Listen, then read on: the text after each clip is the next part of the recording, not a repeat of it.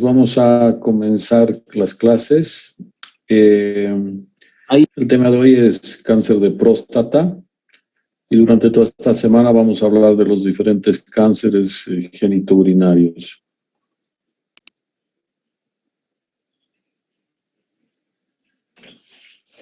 El tema de hoy es cáncer de próstata y el cáncer de próstata es un cáncer muy importante por su frecuencia. A nivel global, podríamos decir que el cáncer de próstata en el mundo se estima que cada año se diagnostican 1.600.000 casos y mueren 366.000 personas.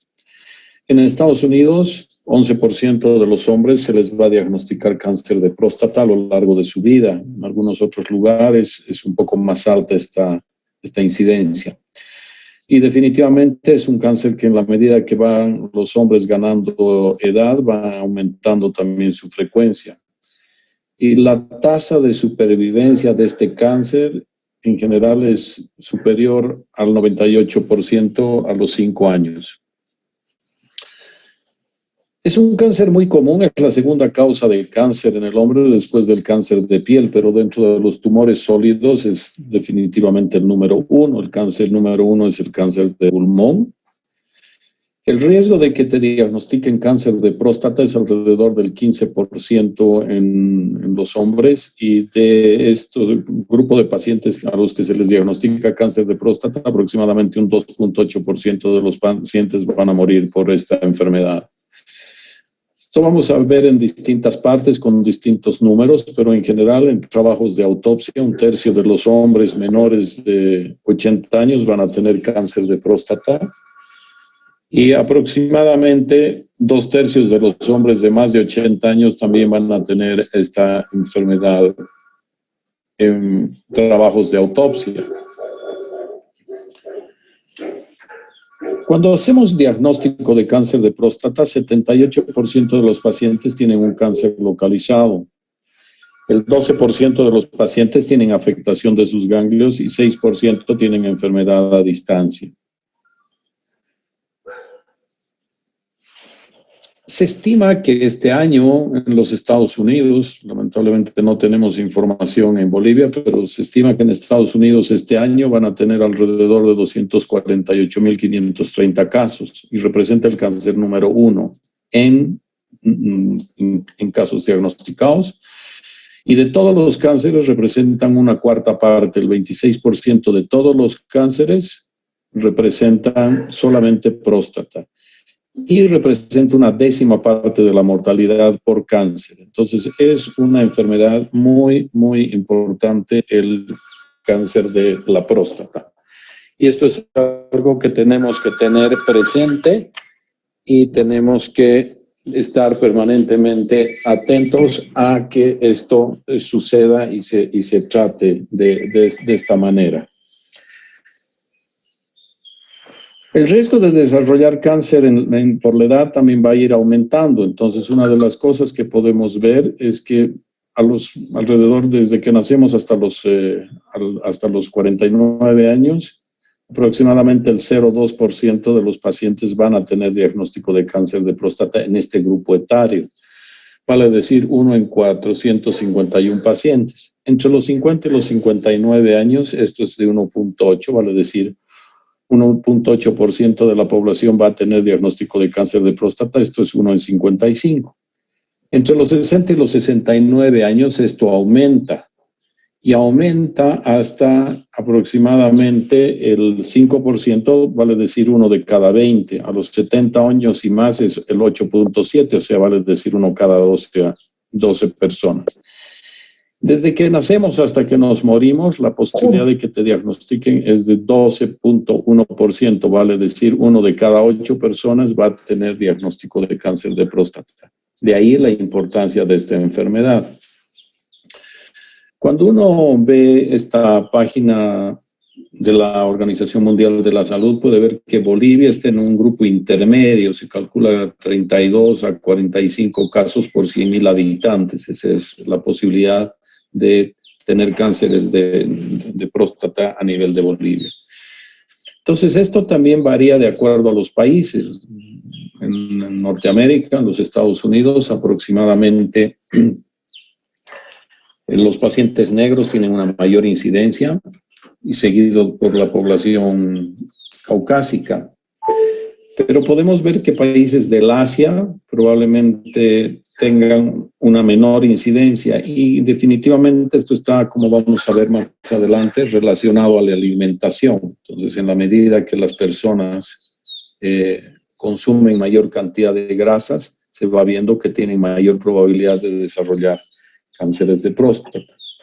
¿Cuáles son los factores de riesgo? Uno que hemos estado viendo en el transcurso de lo que hemos estado hablando.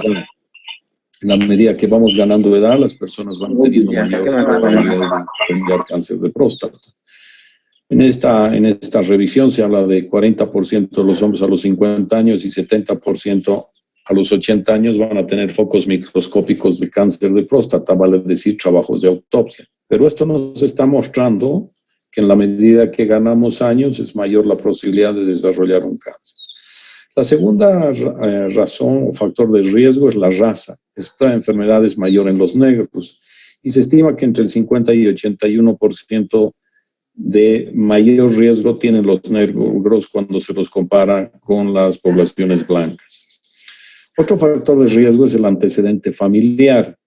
Si tu padre ha tenido un cáncer de próstata, hemos hablado de que el riesgo es de como 15%. Si tu padre tiene cáncer de próstata, el riesgo tuyo es de alrededor del 45%, aumenta 2.3 veces. Y si tu hermano tiene, el riesgo aumenta 4.5 veces, vale decir que el riesgo es de 60%. Y si tu padre y tu hermano tienen, este riesgo aumenta 9 veces. Entonces, la posibilidad de que tengas un cáncer de próstata es extremadamente alto. Otro factor de riesgo son los andrógenos, que de hecho se sabe que si te castran antes de la pubertad, en general las posibilidades que desarrolles cáncer son mínimas. Y también, como vamos a ver en el tratamiento del cáncer metastásico, el quitar los andrógenos también hace que involucione la enfermedad. Y esto ha sido motivo incluso de un premio Nobel de Medicina en la década del 50. Hemos hablado de la dieta y las dietas ricas en grasa son factores de riesgo para desarrollar cáncer de próstata. Esto es lo que se ve en general en poblaciones norteamericanas, por ejemplo, que consumen mucha cantidad de grasa. Hemos visto también que los asiáticos tienen un bajo consumo de grasas y una baja incidencia de cáncer de próstata. Pero cuando esta gente migra a Norteamérica, la gente asiática migra a Norteamérica, la primera generación come como asiático, pero los hijos ya comen como gringos y se ha visto que la incidencia de estas poblaciones es exactamente la misma que de la población americana. El factor en común es la dieta y básicamente el consumo rico en grasas que está asociado a obesidad. El tabaco también es otro factor de riesgo. La actividad sexual se sabe que es un factor protector y se dice que uno debería tener 21 relaciones al mes para lograr este efecto de protección. Las tricomonas también se consideran un factor de riesgo. Y esta mañana estaba revisando algunas cosas que tienen que ver con alimentación. Sabemos que el tomate, brócoli, la soya, el coliflor, el café tienen factores protectores para cáncer de próstata, y el zinc, el selenio y algunas veces algunas vitaminas que se utilizan también podrían ser factores de riesgo para desarrollar esta enfermedad. Cuando miramos la incidencia por edad y por raza, como estamos viendo acá en las gráficas, en la medida que vamos ganando edad, las personas van teniendo una mayor posibilidad de diagnosticar cáncer de próstata y va bajando porque estas poblaciones van falleciendo por otras causas también. Pero si miramos, número uno son la raza afroamericana, en segundo lugar están las personas blancas. Posteriormente están los hispanos, después están los asiáticos y finalmente los indios americanos o los indios de Canadá o de Alaska también son los que están con riesgo de desarrollar cáncer de la próstata. Cuando miramos por edad, acá podemos mirar esto que hemos estado repitiendo a lo largo de la clase. Lo que podemos ver es que a los 20, 30 años la posibilidad de cáncer de próstata es realmente bajo, 2 a 8%, pero a los 80, 90 años es entre 41 y 70% y 73%. Entonces, si algo podemos recalcar como mensaje es que un factor de riesgo para cáncer de próstata es la edad, lo otro es el antecedente genético, que tu padre o tus hermanos o primos o tu abuelo hayan tenido cáncer de próstata, genera riesgo, esas poblaciones hay que estar atento. Y la otra es la gente de raza negra, ¿no? Los afroamericanos son otras personas que tienen más factores de riesgo. En esta tabla lo que podemos observar es lo que ha ido sucediendo, ¿no? Aquí ha habido un gran incremento de la incidencia de cáncer, de casos de cáncer de próstata, y es porque el año 1984, en realidad se empieza ya como el 79, pero el 84 se hace ya la utilización en forma masiva del antígeno prostático específico. Y lo que empezó a suceder es que empezaron a pedir a cualquier persona que pasaba por la puerta de un hospital antígeno prostático y se empezaron a hacer biopsias a todos.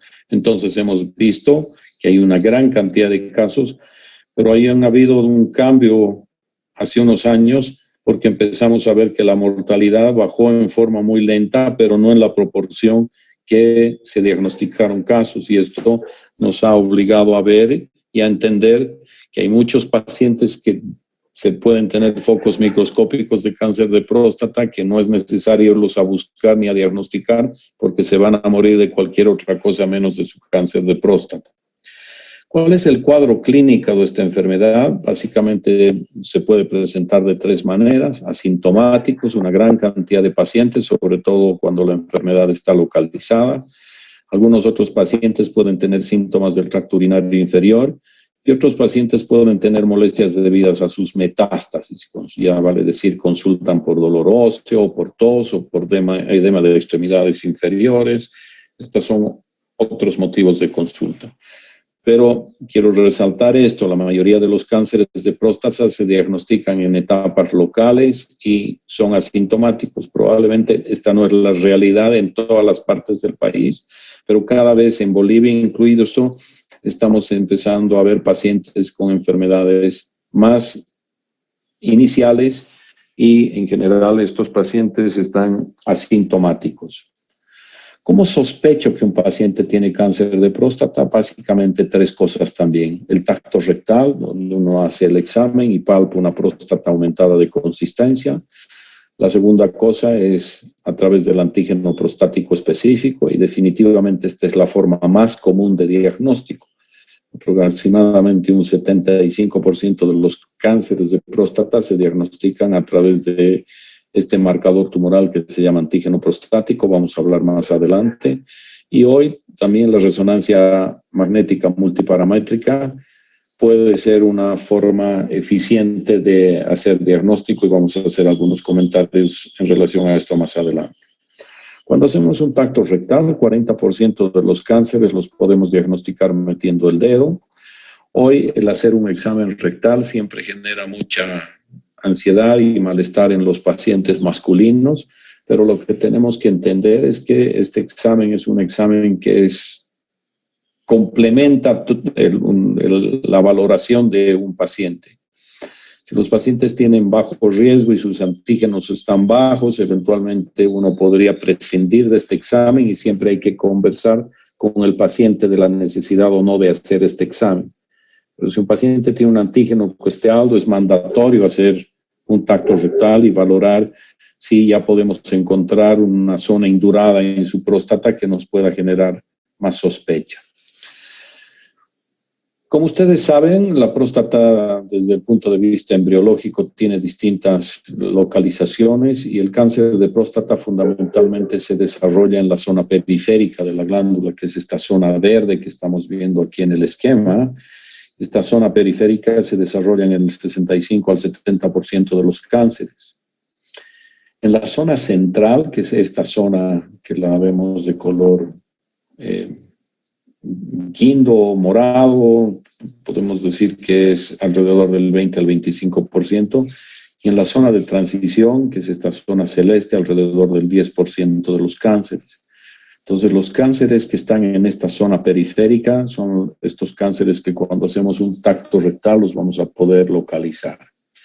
En relación al antígeno prostático, el valor de referencia es entre 0 y 3 o 0,4 nanogramos, depende de las guías y depende de los países, pero en general acá en Bolivia manejamos más entre 0 y 4, pero tenemos que entender que en el antígeno prostático no es absolutamente específico para el diagnóstico de cáncer de próstata, y tenemos posibilidades de falsos positivos y falsos negativos, y estos falsos positivos o falsos negativos los tenemos que identificar. El 25% de los pacientes con PSA normal tienen cáncer de próstata, o sea, estos pacientes que tienen antígenos entre 0 y 4, un 25% tienen cáncer de próstata, y les voy a mostrar una diapositiva que explica un poco estos números. Pero también hay que decirle al paciente que hay otras causas. Les voy a mostrar en otra diapositiva algo que justifica esto, en el cual los pacientes tienen PSAs elevados, les hacemos una biopsia y no encontramos cáncer. Nos concentraremos en este grupo de pacientes entre 3 y 4. Cuando les hace biopsia a estos pacientes, 26.9% de estos pacientes van a tener cáncer de próstata, y de estos 25% van a ser cánceres de alto grado.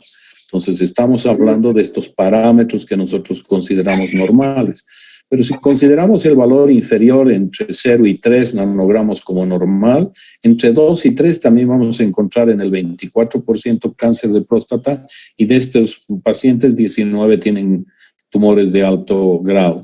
Por lo tanto, el antígeno prostático es una herramienta que la tenemos que trabajar y valorar cuando examinamos a los pacientes. Entonces, hay algunos otros parámetros como son que no tienen sentido estarlos discutiendo en este nivel de formación, pero digamos, hay una relación también entre el antígeno prostático libre y total. Entonces, cuando medimos el antígeno que está libre de unión a proteínas, y este valor es de menos del 18%, hay una mayor posibilidad de encontrar cáncer de próstata. Entonces, este es otro aspecto que miramos. Otro aspecto que miramos es la densidad del PSA. Si uno tiene una próstata, normalmente la próstata, como ustedes saben, pesa entre 12 y 20. Pero si un paciente tiene una próstata de 100 gramos y le hago un antígeno y está en 4.1, puede que esa elevación del antígeno a 4.1 o 4.5 se deba a este volumen de próstata. Pero si tengo un paciente con 18 gramos de próstata y que tiene un antígeno prostático que está en 3.5, para mí ese es un paciente que tiene una alta posibilidad de tener un cáncer de próstata, y prefiero seguirlo o eventualmente biopsiarlo. Entonces, el parámetro del antígeno no es algo que no se pueda mirar en forma integral. Por otro lado, el valor predictivo positivo del antígeno prostático específico también lo podemos medir, y cuando el antígeno está entre 3 y 10, la posibilidad de que uno tenga un cáncer de próstata es alrededor del 25%. Pero si tu antígeno llega a 10, tu valor predictivo positivo es de 50. Vale decir que la posibilidad de que este paciente tenga un cáncer de próstata sube. Pero lo importante es que cuando el antígeno prostático llega y sobrepasa 10, la posibilidad de que ese paciente tenga una enfermedad extraprostática aumenta entre 25 y 50 veces. Por lo tanto, es importante ir monitorizando a los pacientes.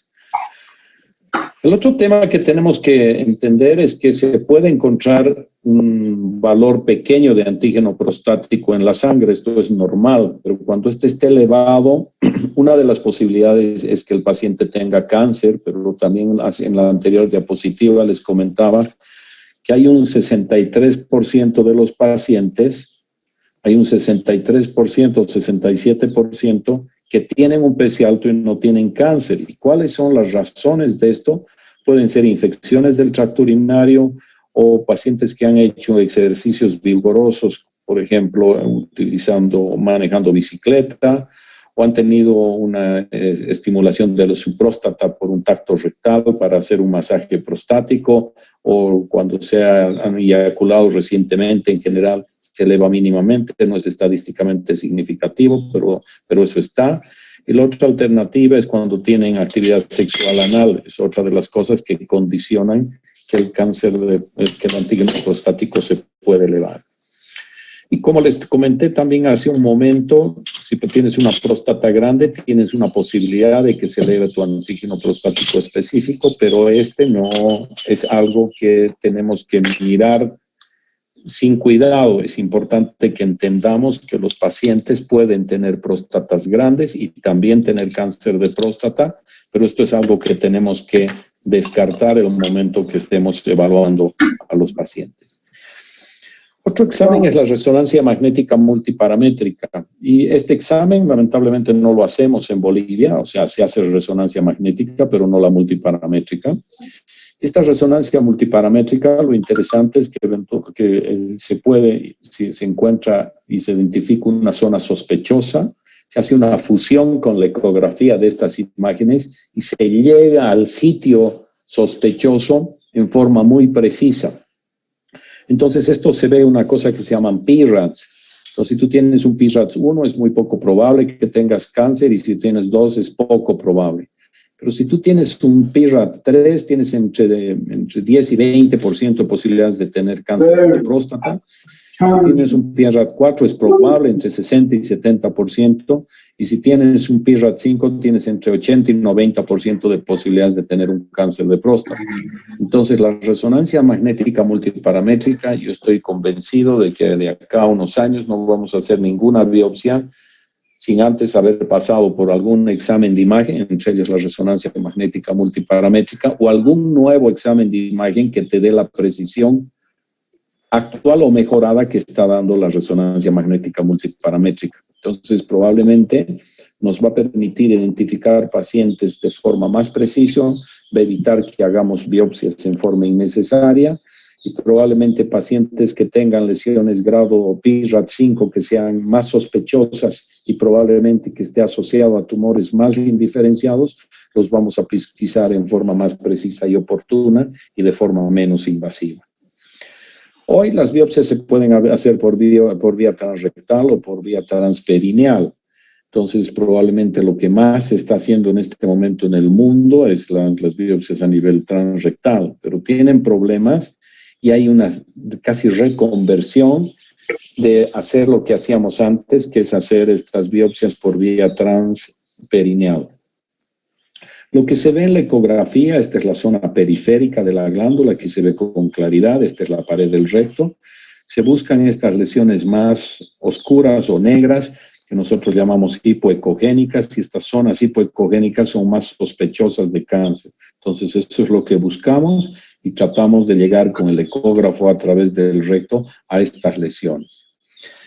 La gran mayoría de los cánceres de próstata son adenocarcinomas, el 95% de estos son adenocarcinomas. Y hay una clasificación de estos tumores que se llama Gleason. Voy a volver a esta diapositiva posteriormente, pero el Gleason tiene que ver con el grado de diferenciación que tienen estos tumores.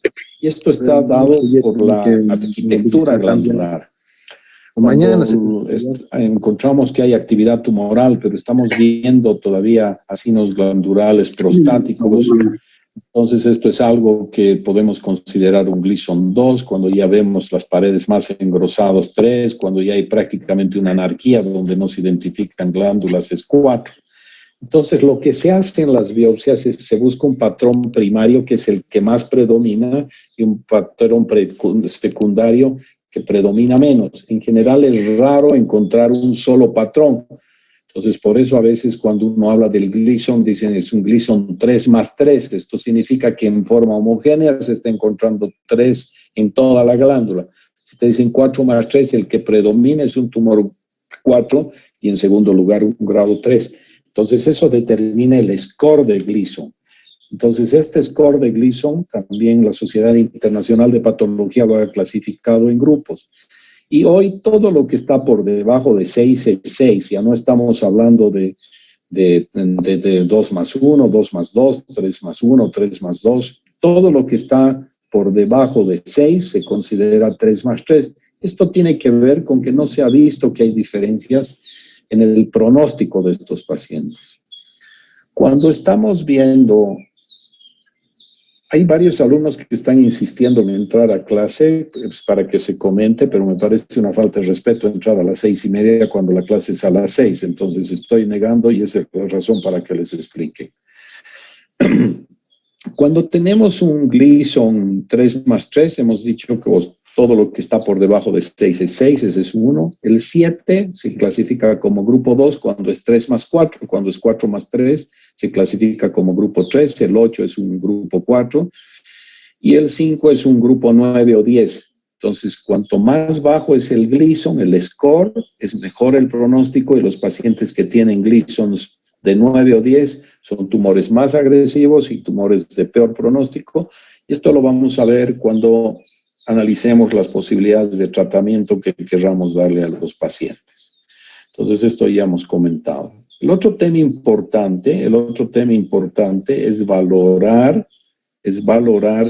qué es lo que vamos a hacer para etapificar a los tumores. Entonces, los tumores, lo primero que tenemos que hacer con los tumores es clasificarlos por grupos de riesgo, y aquí entra TNM. Entonces, estos tumores, T es de tumor, N de nódulo, M de metástasis.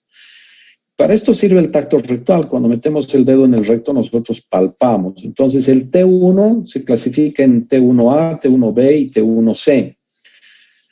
Entonces, el T1A es cuando nosotros a los pacientes no les encontramos nada en un examen del tacto rectal, su antígeno es normal, y como el paciente tenía molestias para orinar, los operamos de su próstata. Y cuando los operamos de su próstata, en la biopsia aparece cáncer. Cuando este valor de cáncer es menos del 5% del tejido que hemos sacado, se considera T1A. Si el paciente su tacto era normal, el antígeno era normal, lo operamos de su próstata y el volumen de cáncer que aparece en la biopsia es del 5% o más, hablamos de un T1B. Y el T1C es el cáncer más común, se diagnostica por antígeno prostático específico. El paciente tiene un tacto normal, pero su antígeno está sobre el rango normal, le hacemos una biopsia y sale. Entonces, vuelvo a recordarles que alrededor de un 65-70% de los cánceres se diagnostican en estadio T1C. El T2 es cuando la enfermedad está dentro de la cápsula de la próstata y se divide en A, B y C también. A es cuando es menos de la mitad de un lóbulo, B es cuando es más de la mitad de un lóbulo, pero cuando compromete ambos lóbulos, independiente del tamaño, se considera T2C. Entonces ahí tenemos el T2A menos de la mitad de un lóbulo, el T2B más de la mitad de un lóbulo y el T2C compromiso de ambos lóbulos. El T3 es el compromiso por fuera de la cápsula de la próstata. El T3A es cuando hay un compromiso extracapsular hacia la grasa periprostática y el T3B es cuando hay un compromiso de las vesículas seminales. Y el T4 es cuando hay un compromiso ya a órganos adyacentes como la vejiga, como el esfínter, como el recto, entonces ya consideramos una etapa T4. Entonces, esta es la etapa T. Desde el punto de vista de ganglios, la enfermedad se va fundamentalmente a los ganglios ilíacos externos, ilíacos internos y obturatrices. Acá está el nervio obturador. Entonces, este es el sitio primario. Después las ilíacas comunes, los presacros también. Es otro lugar de diseminación de los ganglios. Y cuando tenemos que hacer linfadenectomías, estos son los ganglios que tenemos que retirar. Y a distancia, esta enfermedad se disemina fundamentalmente hacia los huesos. Y la diseminación se describe como centrífuga, quiere decir que va del centro del eje axial hacia afuera, columna lumbar, los huesos ilíacos, y posteriormente puede ir a costilla, fémur, húmero, omóplatos, cráneo, hacia afuera, donde sea. Entonces, el examen que tiene mejor rendimiento para poder hacer diagnóstico de esta enfermedad diseminada se llama cintigrama óseo. Y el cintigrama óseo es un examen que se hace de medicina nuclear y que básicamente se inyecta un radioisótopo de tecnesio 99 y se pasa por una gamma cámara y cuando hay actividad tumoral en los huesos se ve como estamos viendo acá, los ilíacos absolutamente comprometidos, lo mismo que las costillas.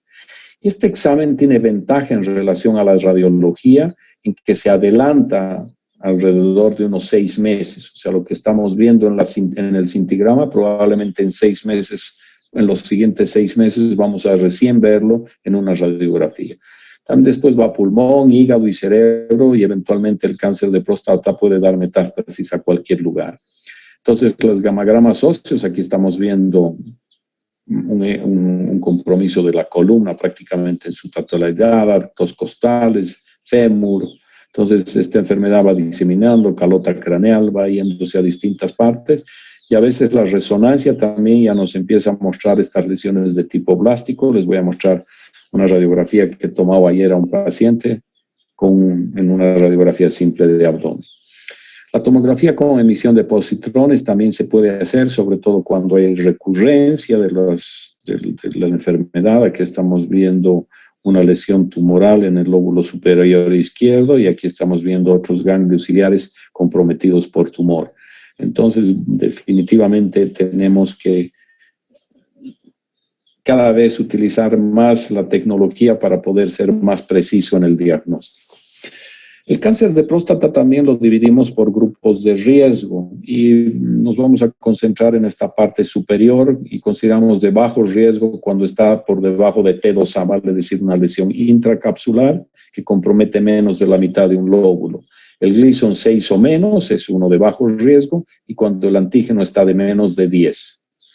Riesgo intermedio es T2B, Gleason de 7 o antígenos entre 10 y 20. Y alto riesgo es T2C para adelante, T3 y T4 obviamente, Gleason entre 8 y 10 y el antígeno de mayor de 20. Entonces, esto es importante porque un poco en función a esto también vamos a definir cómo vamos a tratar a estos pacientes.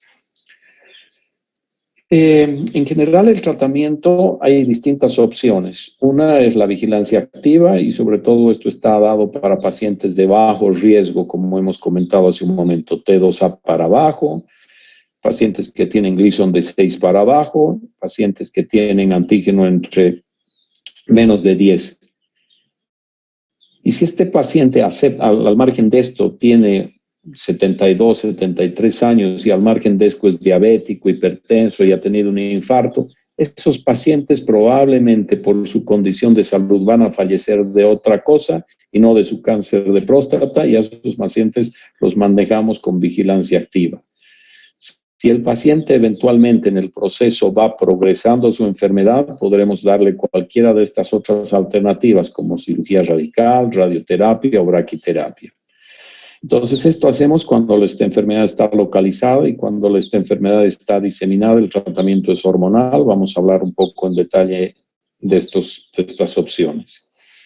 El doctor Alan Partin es hoy el chairman del Johns Hopkins y él hizo unas tablas que se han popularizado muchísimo, donde él va viendo la posibilidad de que la enfermedad esté localizada en base a su estadio clínico, a su Gleason y a su antígeno prostático. Entonces, generó estas tablas que se han ido popularizando y hoy hay unas cosas que se llaman nomogramas. Este es nomograma de un hospital en Nueva York, que es el Memorial Sloan Kettering Cancer Center. Entonces uno puede entrar a estas páginas, no tienen ningún tipo de costo, no necesitan ninguna suscripción y uno lo que hace es pone los datos del paciente. ¿Ha recibido hormonas? En este caso he puesto que no. ¿Ha recibido radioterapia? No. Le he puesto la edad que tiene 67 años. Su antígeno es un 8, es un 3 más 3 y es T1C. Estamos mirando que este es un paciente de bajo riesgo. Y se le han tomado biopsias y 2 de las 14 muestras que han, de los 14 muestras que han tomado, han salido positivos. Vale decir, el 14.29%. Entonces, cuando metemos esta información, lo que nos dice que la posibilidad de que la enfermedad esté confinada dentro de la cápsula de la próstata es 64%, el compromiso de la extensión extracapsular es 35%, 36%, y el compromiso de ganglios y vesículas seminales 1%. Entonces, esto nos sirve mucho porque te ayuda a ver frente a qué estás. Si decides operar a este paciente, se dice que cuando los ganglios, las sospechas de menos del 5%, no hay que hacer linfadenectomía, entonces este paciente no habría que hacerle linfadenectomía. Y también te habla de las posibilidades de sobrevida, posibilidades de que este paciente esté vivo a 10 años, 99%, y a 15 años, 99%. Pero la posibilidad de que esté vivo con cáncer, vale decir que haya datos de recurrencia tumoral a los 5 años si se opera, 94%, y a los 10 años, 89%. Este es un paciente, para eso sirven los nomogramas. Pero aquí vamos a poner otro paciente que tampoco ha recibido ni hormona ni radio, tiene la misma edad, en el anterior tenía 8 de antígeno, este ya tiene 24. El Gleason es un 4 más 3, vale decir 7, y es un T2C. Entonces, este tiene datos de riesgo intermedio y de alto riesgo, y de las biopsias que se han tomado, 8 son positivas y 4 son negativas, 66.7. Cuando miramos, los números aquí cambian. La posibilidad de que la enfermedad esté localizada es 7%, la enfermedad extracapsular 90%, y los ganglios y las vesículas seminales tienen más de 40% de posibilidades de estar tomados. ¿Qué posibilidades de que esté vivo? 99 a 10 años, 97 a 15 años, pero su posibilidad de que esté curado es solo 24% a 15 años, a 5 años, y 14% a 10 años. Entonces, esto ayuda a poder enfrentar de forma más honesta y responsable el manejo de los pacientes. La cirugía radical, que es la prostatectomía radical, básicamente es un procedimiento donde uno te retira la próstata, más la cápsula de la próstata y las vesículas seminales, y cuando esté indicada, los ganglios linfáticos. Y básicamente las principales complicaciones son cuando uno está ligando el complejo dorsal del pene, que haya un poco de sangrado, cuando uno está manejando, está haciendo la sección de la uretra, hay riesgo de lesionar el esfínter y producir incontinencia. Y por los lados de la próstata discurren los nervios selingentes, que son los que producen la erección de los pacientes, y eventualmente estos pacientes pueden tener un problema de erección si es que uno se lleva a estos nervios que tienen que ver con la erección. Un poco por tema de tiempo, no les voy a mostrar todo este video, pero este es una esquema, si es que mi internet da, que nos muestra cómo se hace la prostatectomía radical desde el punto de vista robótico. Voy a ir avanzando un poco esto para que vayan mirando. Y básicamente acá lo que se está mostrando son estas bandeletas neurovasculares, que son las que se tienen que preservar. Primero se está retirando la grasa que está en relación a la cara anterior de la próstata, y uno lo retira, y eso va a favorecer el manejo de estos pacientes. Posteriormente uno abre esta estructura de acá, esta cosa blanquecina, que es la fascia endopélvica. Aquí están los elevadores del ano, por aquí transcurren estos nervios que tienen que ver con la erección, y acá al centro está la próstata. Entonces, con este robot, el Da Vinci, uno básicamente va liberando de forma muy precisa, y ahí están los nervios que se están viendo. Esto está magnificado y se puede respetar. Voy a ir avanzando un poco para que podamos viendo. Después hacemos lo mismo. Abrimos la otra fascia endopélvica, el otro lado alrededor de la próstata. Deme un segundo, se ha colgado mi...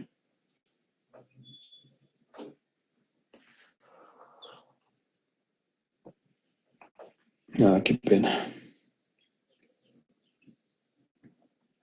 Posteriormente lo que hay que hacer es ir ligando el complejo dorsal del pene. Entonces aquí se está pasando un punto que está permitiendo ligar el complejo dorsal del pene. Entonces estos brazos articulados son los que van a permitir. Posteriormente se están quemando los vasos del complejo prostático, el complejo dorsal del pene superficial. Acá se está abriendo, se está separando la próstata de la vejiga, y estamos viendo la sonda. Se exterioriza la misma, se termina de cortar el cuello, que es lo que se está haciendo en este momento. Y posteriormente ahí se pone un punto de reparo en el cuello y se empieza a levantar la próstata. Esto es lo que se va haciendo. Esto va a permitir ahí ligar los vasos vésico-prostáticos a ambos lados. Esto es lo que se hace. Y en la parte central ya te permite, ya se las está empezando a ver las vesículas seminales. Entonces esto se empieza a liberar las vesículas seminales, ambas. Esto es lo que se está haciendo, sección de estas estructuras. Acá se están cortando los conductos deferentes. Esto es lo que se está haciendo en este momento. Uno se está metiendo por detrás de la vejiga y por delante del recto. Entonces esto es básicamente lo que uno va haciendo en la medida. Esto por vía laparoscópica, por vía robótica o por vía abierta es exactamente lo mismo. Entonces uno está separando esta grasa un poco más amarillenta, es la fascia del nombilier. Entonces uno se va metiendo en esa grasa, por detrás, por debajo está el recto y encima está la próstata y se está empezando a liberar. Una vez que se ha hecho esta liberación, uno va respetando estas bandeletas para mantener la erección de estos pacientes. Acá estamos separando de los músculos elevadores y los nervios que tienen que ver con la erección están ahí preservados. Y aquí se está viendo las dos bandeletas, se está levantando toda esta estructura para poderla remover y posteriormente se va a terminar seccionando la uretra, que es el siguiente paso. Aquí está la uretra, acá adelante está el esfínter, ahí vamos a empezar a verla la sonda, se termina cortando y uno puede ver que se ha respetado prácticamente todas las estructuras que tienen que ver. Entonces ahí está la próstata, con las vesículas seminales, la cápsula y los conductos deferentes, y posteriormente se tiene que hacer la anastomosis de la vejiga a la uretra. Acá se está haciendo la anastomosis. Se llena la vejiga para ver la impermeabilidad y estamos frente a un paciente T2B, Gleason 3+4 con márgenes negativos. En general, los patólogos las pintan las próstatas con la cápsula con tinta china y esto permite identificar márgenes. Y lo que podemos ver cuando valoramos a los pacientes es que son sus factores de riesgo y podemos considerar que si el PSA es más de 10 es un factor de riesgo, cuando el Gleason es de 7 o más es otro factor de riesgo. Y los pacientes que tienen estadios T2 o mayores son factores de riesgo. Y aquí vamos viendo, cuando no hay factores de riesgo, cómo va la sobrevida de estos enfermos, qué pasa con un factor de riesgo, con 2 o con 3. Entonces, en la medida que tienes Gleasones más altos, antígenos más altos, estadios clínicos más altos, el pronóstico de los pacientes es más malo. Pero la cirugía radical tiene una ventaja y es que en líneas generales la sobrevida después de 5 a 10 años se mantiene relativamente estable, alrededor del 75%. Otra alternativa es la radioterapia externa. En general, nosotros preferimos no dejar este tratamiento como la alternativa primaria, porque en este grupo de pacientes a los que les hace cirugía con intención curativa y recurren, tú los puedes rescatar con radioterapia. Pero si primero hacemos radioterapia y después el paciente recurre y queremos sacarle su próstata, esos pacientes se evolucionan con muchas complicaciones, con su erección, con su continencia y lesiones del recto. Por lo tanto, yo creo que la radioterapia es una alternativa para un grupo de pacientes en forma primaria, sobre todo pacientes que rechazan la cirugía y pacientes con factores de riesgo por salud, pero la radioterapia ha tenido grandes avances. Entonces, aquí les voy a mostrar un poco. Normalmente en Bolivia tenemos la conformacional, pero hoy hay intensidad modulada. Incluso ahora y hoy en La Paz ya tenemos intensidad modulada. Lo que normalmente esa edad son alrededor de 76 grays y miden que en bajo grado tienen 81% de control de enfermedad, que es comparable a la de alto grado con intensidad modulada. Y la intensidad modulada son varios haces de radioterapia que llegan a un punto marcado en estos sitios sospechosos de cáncer de próstata. Entonces se pueden dar dosis altas como 81, 86 grays. Pero la maravilla de esta tecnología es la toxicidad. Entonces uno puede mirar que con intensidad modulada 81, 86 grays, la toxicidad gastrointestinal es del 2% y con 75 grays con esta tecnología conformacional es del 17%. Entonces, en resumen, hoy también tenemos equipos que están permitiendo dar altas dosis con bajas tasas de complicaciones como otra alternativa.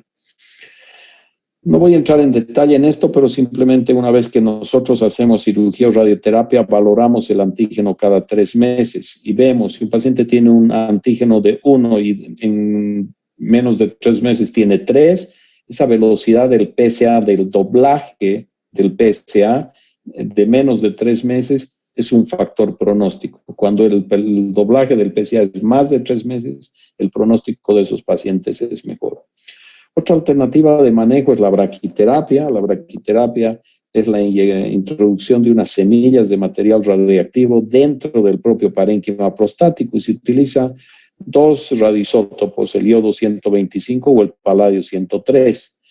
En general, esta tecnología no la disponemos en Bolivia, pero cuando yo necesito he mandado a pacientes a hacerse a la Argentina. Me parece que una de las características que tiene esta enfermedad es que ocasiona, o sea, que está destinada a pacientes de buen pronóstico, glicosiones bajos, T1C o T2. Entonces, en general, es una buena alternativa, pero sabemos que recurren en forma un poco más temprana a este grupo de pacientes. Los pacientes que no queremos ver y a los que ojalá los pacientes no quieren llegar son pacientes con cáncer de próstata. Este es un paciente que he visto ayer en la consulta y yo creo que es la radiografía más fea que he visto en mi vida de un paciente con metástasis de cáncer de próstata. Entonces, estas lesiones que se ven no son lesiones que están rompiendo el hueso, que esas se llaman osteolíticas. Son estas lesiones que producen estas nodulaciones, que se llaman lesiones osteoblásticas. Entonces, este paciente, si le haces un cintigrama óseo, vas a encontrar que tiene actividad metastásica prácticamente en todo el cuerpo. Y el gran problema con estos pacientes es que tienen asociado a esto mucho dolor. Este es un paciente que yo hace un par de años ya le hice tratamiento hormonal. Entonces, este paciente es un paciente con un cáncer de próstata resistente a la castración. Entonces, las radiografías, a veces simplemente una radiografía te puede ya hacer el diagnóstico de que tienes enfermedad diseminada. Pero el manejo del cáncer de próstata y el conocimiento y todo esto le debemos a Charles Higgins, y este doctor en el año 1941 publicó la relación que existe entre cáncer de próstata, sobre todo enfermedad diseminada, y las hormonas que se producen en los testículos. Y esto le valió junto a Higgins y Hughes, les valió el Premio Nobel de Medicina. Entonces, la terapia de deprivación androgénico sirve para pacientes que tienen cánceres avanzados de la próstata. Definitivamente es una enfermedad paliativa, o sea, es un tratamiento paliativo, no es curativo, normaliza el antígeno en casi el 90%. A veces tienes pacientes con antígenos de más de 100, les haces un tratamiento con hormonas y mejoran el 90%.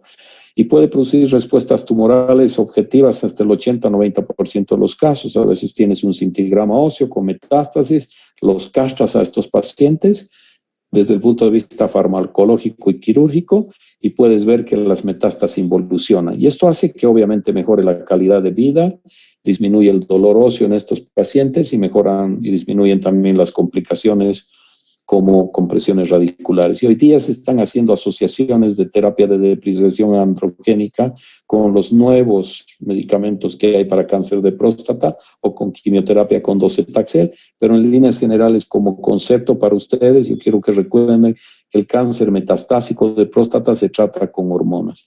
Se pueden hacer de 2 maneras el tratamiento. Un tratamiento es retirando los testículos, que se puede hacer de distintas maneras, no tiene sentido entrar en el detalle técnico, pero eso va a hacer que se disminuya el 90% de la testosterona que se produce a nivel de los testículos. Eventualmente, si queremos el otro 5 a 10% que se produce en las suprarrenales, disminuir esos andrógenos, eventualmente se pueden asociar antiandrógenos. Estas son alternativas. Hoy día, esos bloqueos androgénicos completos se han visto que generan más costos, más efectos secundarios y no mejoran mucho sobre vida. Y la otra alternativa es dejarles estos medicamentos que se llaman agonistas LH-RH, agonistas de la hormona liberadora de hormona luteinizante. Entonces, esto hace que se bloquee la hormona luteinizante y como la hormona luteinizante queda bloqueada por la presencia de estos agonistas LH-RH, los testículos dejan de producir testosterona y se produce una castración. Y la idea es que con cirugía o con medicamentos los pacientes lleguen a niveles de castración. Esto se determina midiendo la testosterona y tiene que estar por debajo de 50 nanogramos. Entonces, esto es algo importante que se tiene que tener presente. No hay grandes ventajas, o sea, no hay ventajas entre hacer una o la otra. El gran problema que tienen los medicamentos es su costo, más o menos el costo anual del tratamiento con medicamentos es alrededor de unos $3,500 a $4,000. Entonces, cada año son esos montos. Por lo tanto, yo diría que nosotros hacemos menos tratamiento farmacológico y más tratamiento quirúrgico. Entonces, ya hemos explicado un poco cómo funciona esto. Ahora, para terminar, comentar que cuando uno hace tratamiento hormonal, como les dije hace un momento, esto funciona en el 90% de los pacientes y funciona en promedio un par de años. Depende de la agresividad del tumor. Algunos al año ya recurren, otros pacientes a los 3 o 4 años recurren, o sea, el antígeno vuelve a elevarse, un antígeno que bajó de 100 a niveles casi indetectables. Entonces, ahí hablamos de cánceres de próstata resistentes a la castración. Entonces, lo que termina sucediendo es que estos cánceres se hacen independientes de las hormonas o resistentes a las hormonas y empiezan a nuevamente a producir crecimiento y diseminación y efectos de la diseminación de la enfermedad como dolores óseos y otras cosas. Entonces, hoy hay nuevas drogas, abiraterón, ensuletamida, el cipoleucel, el docetaxel, el cabazitaxel y radium 223.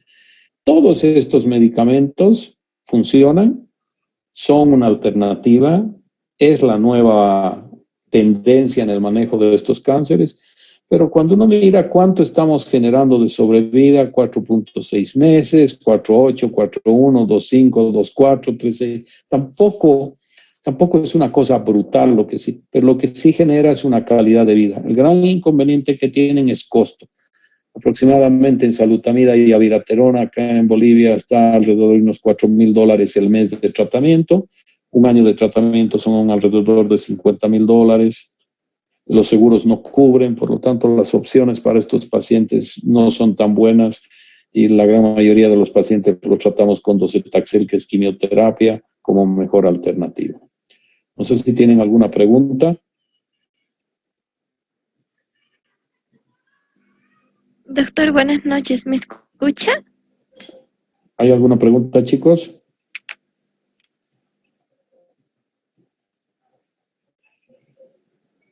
Creo que no.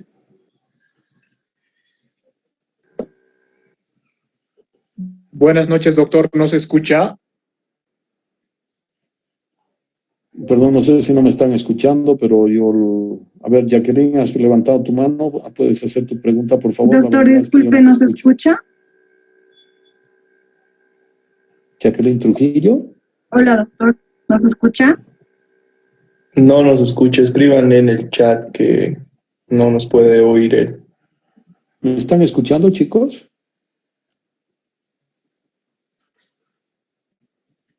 Se escucha, doctor. Yo no los escucho ustedes. A ver, déjenme ver si puedo activar, no sé, invitar más. Permitan que silenciar los micrófonos. ¿Ahora me están oyendo? Ahora, a ver, hablen, por favor, para ver si los puedo oír.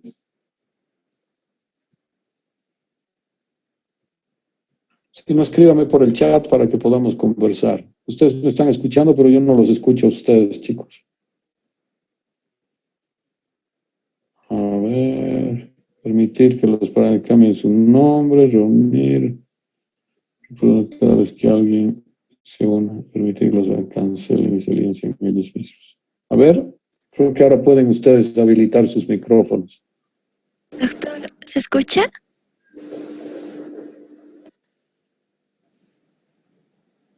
Doctor. Creo que ahora sí pueden. ¿Sí nos escucha, doctor? Parece que no escucha. Creo que no escucha.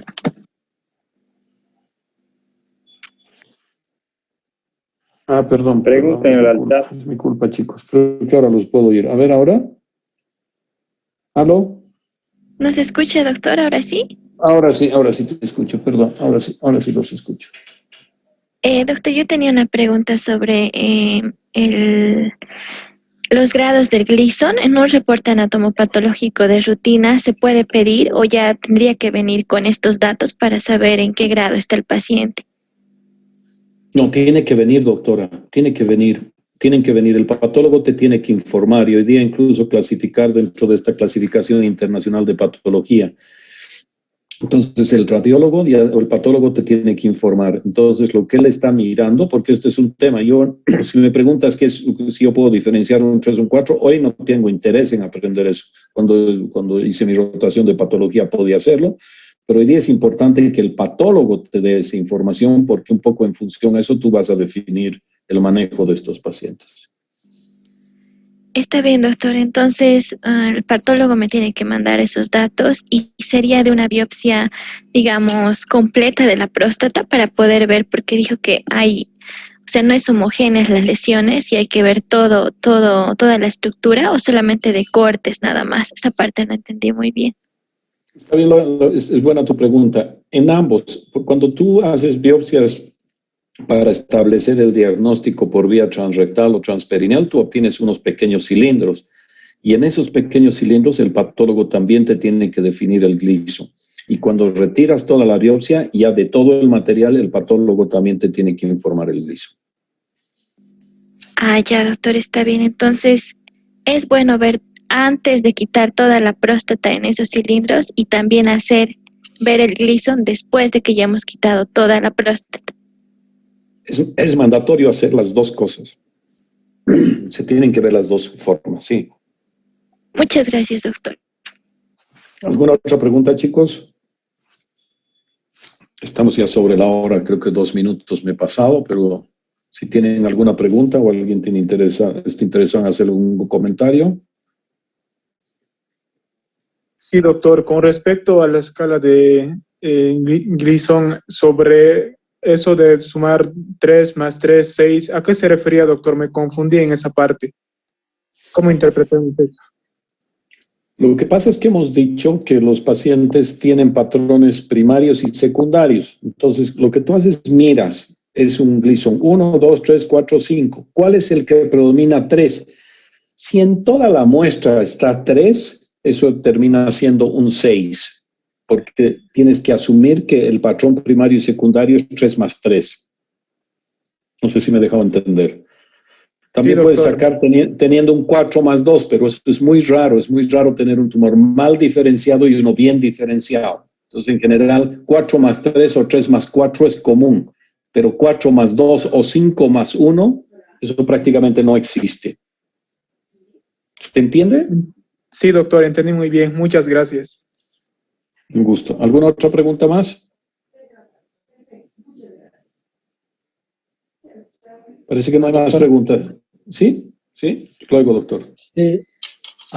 Tenía la duda de ese paciente que nos dijo, ¿cuánto sería si supiera un porcentaje de cánceres resistentes al básicamente la cirugía de la testículos? Lo que les he explicado es que cuando un paciente tiene un cáncer de próstata metastásico, el pilar del tratamiento es la hormonoterapia, quitándole los testículos o dándoles las inyecciones. Este tratamiento es un tratamiento que también dice una de las diapositivas, que no es curativo, es paliativo y funciona en el 90% de los pacientes. ¿Cuánto tiempo? En promedio 2 años, podríamos decirlo así, para cerrar. En promedio 2 años. Es un paciente que está con metástasis, lo castras y sus metástasis involucionan, los dolores desaparecen, su calidad de vida funciona. Y en promedio, desde que recurren hasta que se mueren, pasan 2 o 3 años y esos pacientes fallecen después de ese tiempo. Si se fijan, este es un cáncer lento. Si tienes un cáncer de vía biliar, un cáncer de páncreas, te mueres en semanas o meses. Este cáncer es largo, pero la parte final de la enfermedad es muy dolorosa. Esa radiografía que les he mostrado de ese paciente ayer, es un paciente que está con mucho dolor, va a sufrir mucho hasta que se muera ese pobre hombre. ¿Alguna otra pregunta?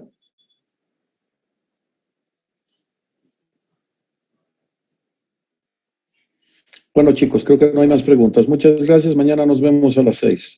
Hasta mañana.